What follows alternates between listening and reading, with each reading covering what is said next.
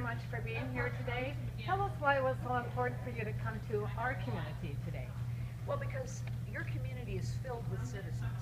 Your community is filled with people who vote all the time, who care deeply about the future of their nation, and who, I think, remember a time when citizens were more actively engaged in the governance of this nation. And so these are people who can influence other people. It's a great pleasure to be here. You know, another question. You know, you talked about finding common ground. So how are you going to help the House and Senate find common ground?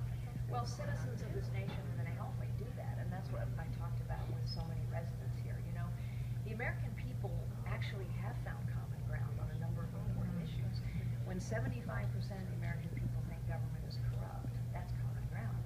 When 82% of the American people think we have a professional political class that cares more about its power, position, and privilege, that's common ground. And so it means citizens are, if properly motivated and led, citizens are actually prepared to take their government back.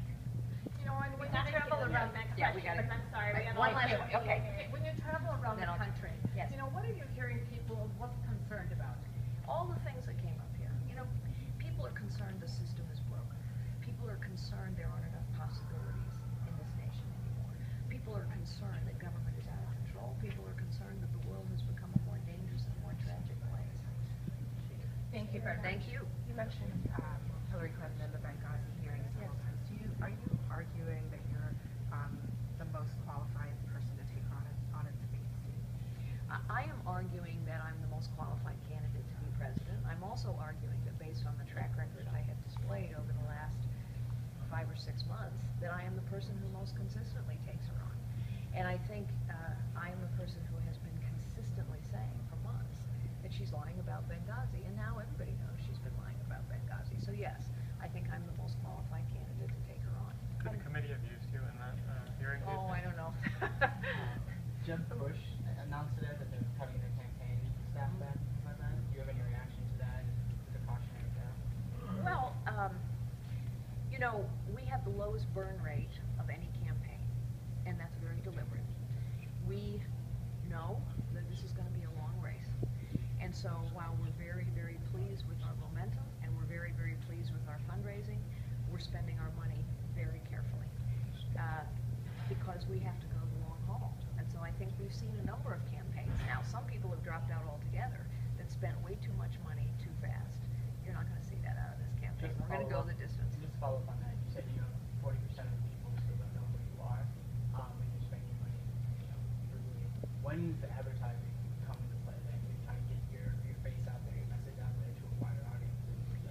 Well, not for a while, I think. You know, we have spent our time between the efforts of the campaign and what I understand the Super PAC Carly for America is doing. We have spent our time making sure that we have people on the ground. I've spent my time getting to know voters. Of course, I take advantage of earned media every chance I get. The debates are a really important opportunity for me, because every time I get out on that debate stage, more people say, oh, I didn't know she was running for president. I kind of like her.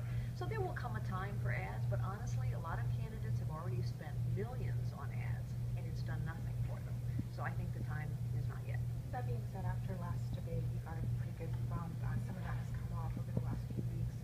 Are some of the attacks on you by other candidates and bringing up problems with your time at HP, are those attacks starting to hurt you a little bit? No, because the reason I say that with such confidence, if the attacks were hurting, you would start to see it in my favorable and unfavorables. And in fact, I have very, very strong unfavored ratings.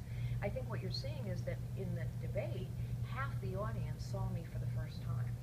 And you don't make a sale in one impression. Also, we have been off national television for the last couple of weeks. We've been doing more regional media. We've been doing more on-the-ground town halls.